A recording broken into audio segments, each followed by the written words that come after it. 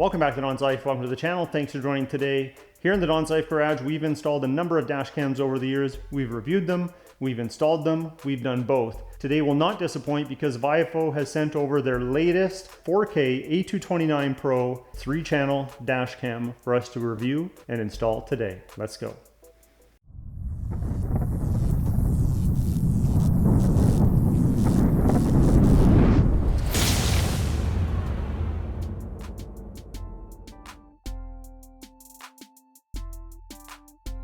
Let's do an old-fashioned unboxing. So this is what the packaging looks like. You have the main specs on the side here. You have some of the specs broken down to you in different languages on the back. And you have the QR codes to download the various apps for your smartphone to control and make changes to the unit itself. Quick reference card on how this is going to be wired up today. We got our power from the vehicle to the camera, then a wire going to our interior camera, and then a wire going to our rear camera. This is going to be the main camera here. We got the adhesive on the back ready to mount it to the window. Now on the side of the camera you have your rear cable input here. You have a reset button. On the other side you have your interior camera hookup and your micro SD card slot. And on the front you have your screen and your various control buttons. And underneath you have your lens, which can be articulated to get the angle that you desire out your front window. Here we have our interior camera. I know it's the interior camera because we have these infrared sensors for low light, and that will help us see inside the cabin when it is dark. To hook it up, we just plug in the output cable right here. This is just a quick reference card for the rear camera, showing you how it can be placed and articulated. We'll figure that out as we go. We have our owner's manual. I'm not going to go through all of this, but we will definitely touch on some of the features as we review and install it. We have a little bag of goodies. We have replacement adhesive for the various cameras. We have a read before installation card. This recommends that you test everything before you go through the trouble of doing a full install, just in case something was defective. Always good advice. And look at this, we have a very intimidating sticker you can stick on your vehicle to deter any would-be thieves. You also have this customer service card included to get any help or register your product. You may have seen these before, they include a few of them, but these are interfaces you can use between your window and the adhesive to stick the item and then peel it off a little easier if you ever have to move it or replace it. We have a lot of stuff in the box here, let's go through it. We have our rear camera. It's also outdoor rated. I'm not sure that's where we'll put this one on our install, but we will definitely hook it up and try it out. We have a short USB-C cable here to connect to the camera. We have a circular polarizing lens that'll help reduce glare and just add clarity to our image, should we choose to use it. We have an extra adhesive and a screw for our rear camera. We have our interior camera plug right here. This is our USB power cable with our auxiliary adapter, which gives you an extra USB port so you can have another device still plugged in. We're actually going to use something different in today's install, which I'll get to in a second. This cable here is for the rear camera. You can see the plug is a much different style because it needs a weatherproof connection if we decide to put it on the outside of the vehicle. And this end here goes on the side of the camera. And we also have a pry tool, which we can definitely put to use when we are trying to hide the cables behind the different panels. Today's installation is going to be using the HK4 Hardwire kit for this dash camera. This will give the install a cleaner look. We will just have to connect this to our fuse panel, which I'll show you how I do it in the vehicle we're using today. And this end will power up the camera. And the last accessory for this install is going to be this wireless Bluetooth remote control. This will allow us to wirelessly control some popular functions by placing this somewhere on the dashboard that's more convenient than reaching up and touching the camera. VIOFO has also provided us with a 64 gigabyte micro SD card. These are the specs here. Make sure it's compatible with all the correct read and write speeds so you don't have any issues with the card.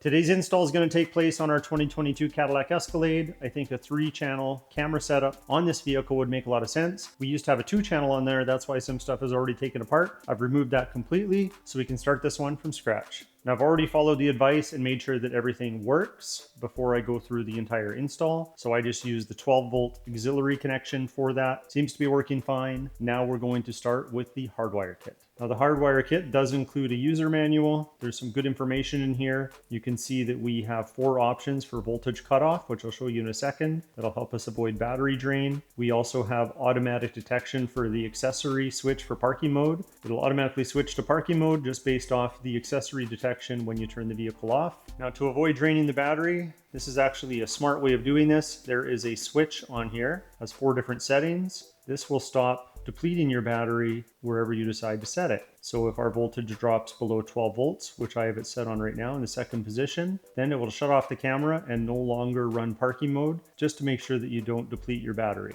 Now, depending on your vehicle, every fuse panel is going to be different. A couple things that you'll need to be aware of is you're going to have to find a grounding point. I have one right there on that bolt. So that's where I will be grounding it. You will need a direct battery connection. Usually you can find that with a fuse that's live all the time. And then for my accessory, I actually have a fuse tap here already.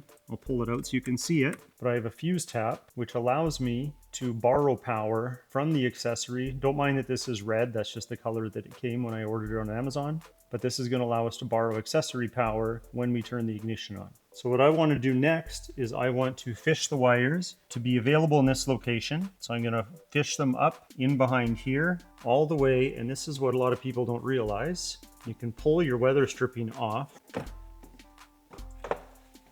like this. See, it just grabs in there, sandwiches against this edge. And then very carefully, if you are working around airbags, you don't want to mess with those. I've just pulled back the cover a little bit so I can have a little bit of extra space to get my wires in various areas because I want to tuck them up in the headliner. That's why I pulled this down. And then I want my wires up in this area so I can connect them to my dash cam, which is going to go over there. So basically we are starting the wires here, running them up through the headliner over into this cavity. Every vehicle is going to be a little bit different, but the premise is still the same. Think of how you want to run your wires and get them to the location that you want, and make sure you have enough slack to make all your connections.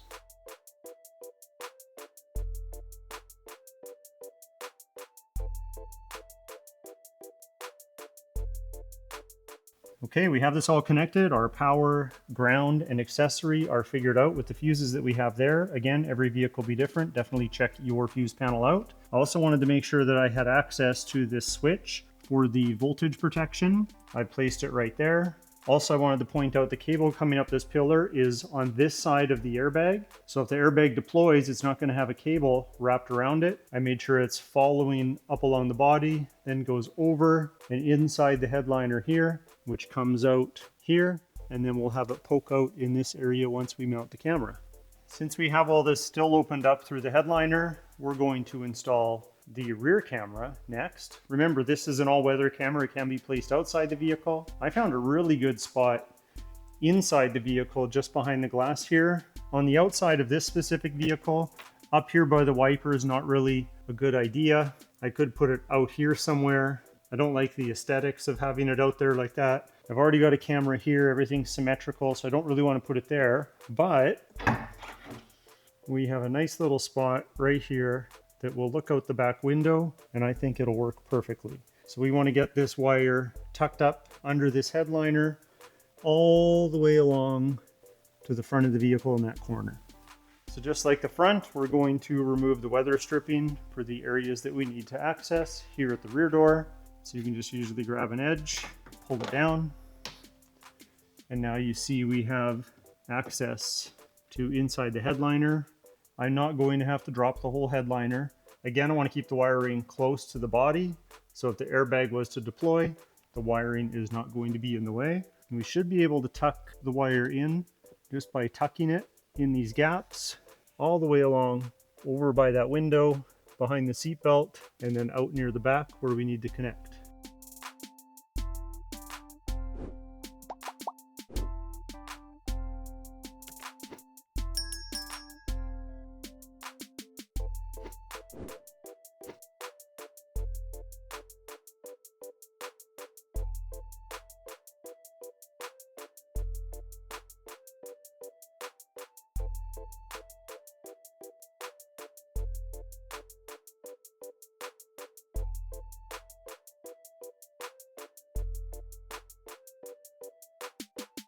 So now we have the cable ran all the way along the headliner. I've got to tuck in a few things as we go, but now we just have to run it in behind the seat belt, behind this piece of trim in the headliner here, which I've already pulled out a couple tabs so I have a little bit of room to work. But I want the cable to go up through this grommet into the back of the hatch, because this panel normally sits here and I want the camera to stick out of it, something like this. It'll be a little bit off center, but not too bad. And then I'll just run the cable in like that and it should be a nice clean look. So I'm just going to work on that next.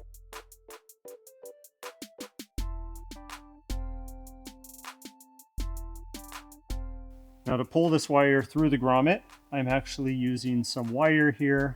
I've attached it, did a loop around it with the wire as well as some tape, and now I'm going to try and pull it through. Won't be the easiest thing that I've done all day, but I can actually put a little bit of lubricant on the tape here to make it a little smoother to slide through here.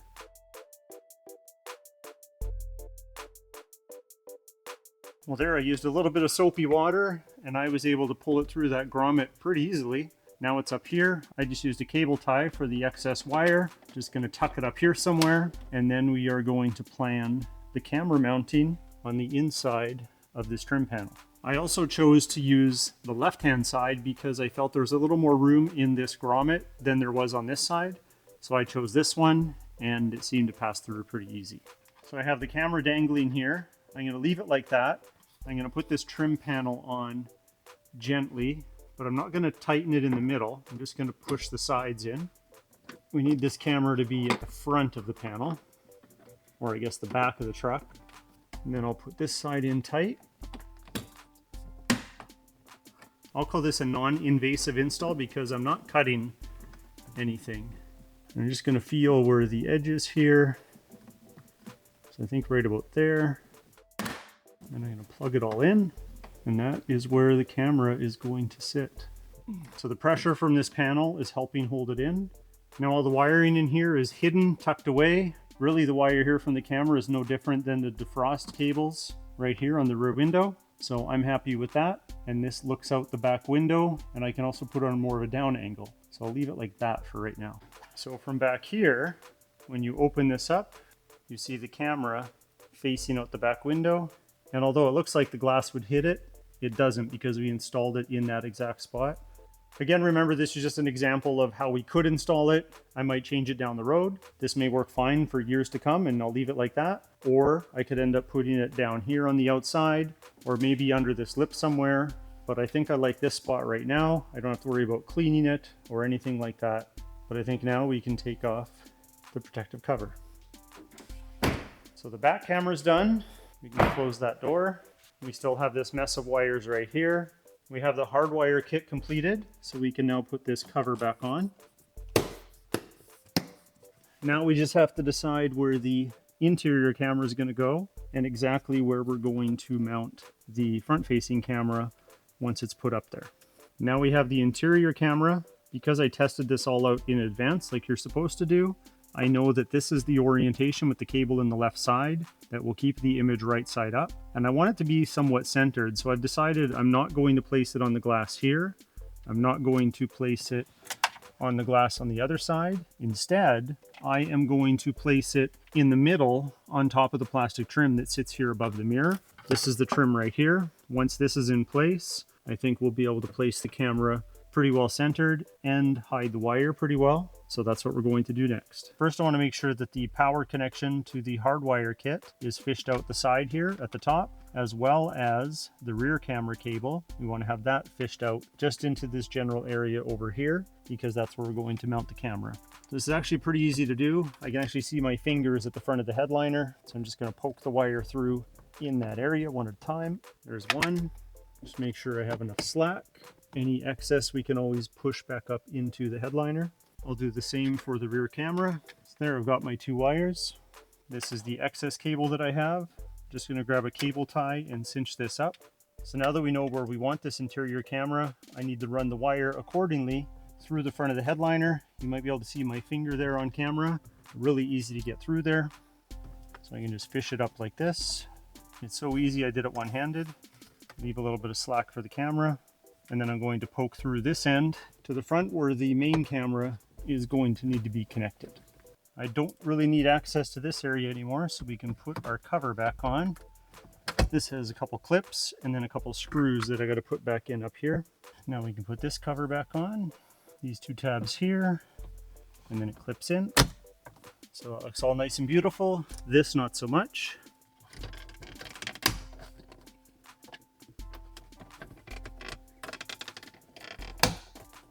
All right, we are so close to being done. I just have to put on this cover plate. I want the camera to hang a little bit here so I can figure out how much slack that I need. So let's put this cover plate on, and then we can attach this camera, and then we can hook up the main camera and see how everything works together. I'll get rid of the fingerprints later, but I'm pretty happy with that. Now, something we never really looked at before is, where does this plug into power? Well, it plugs in right here. This mounting plate clips on like this. So it is a quick release if you want to take the camera with you and take it out of the vehicle. So this piece needs to be mounted, but we're going to do it together. But first I'm going to grab one of those window static clings, and we're going to show how you can mount it to that. So you might remember these from the unboxing. They're just a static cling that goes onto your windshield so you can stick the camera to it and make it easier for removal down the road. So first you peel off the red side, number one, stick that to the windshield, make sure there's no bubbles. Of course, make sure your windshield's clean first. Then you peel off the second backing, number two, and then you're going to stick the camera to it. Before I decide exactly where I'm going to place this, I want to plug in all of the cables so I know I have enough cable available for everything. So there's all my cables. Actually, I'm going to tuck this one around. Look at that, it's powering up. So I just want to figure out exactly how my cables are going to be. So I think somewhere in there is pretty good. So as long as my sticker is in that area, we should be fine. Now I did clean the windshield already. That's the outside that's dirty if you see anything. So I'm going to put it right there. I'll use the rag for this, but I just want to work it down. Part two. I want it about there. Now I'm going to peel the backing off of the back here. And now we're going to place it. We can adjust the camera angle after. I'm going with right there. And then we can adjust the camera lens as needed. I want it shooting just down the hood a little bit. Most vehicles aren't going to have this big piece right here, but that's because I have a camera system that's already built into the truck in that area. It's not a dash cam, so I still want to have a dash cam, so this is a nice complementary add-on for this vehicle. Okay, let's just do a quick test. Make sure that it turns on properly with the accessory. So right now the vehicle is off and the dash cam is off. So I'm going to turn on the accessory. Now that should turn on.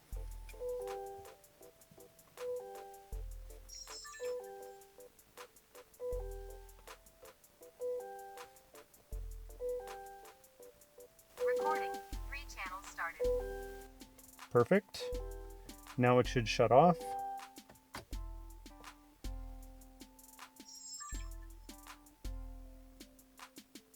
Okay, so everything's wired correctly. Now remember, even with the vehicle off, we can turn it on manually because it has parking mode. So it's also getting power unless the battery drops below the voltage that we had set it at. So I'm just going to turn it on with the power button.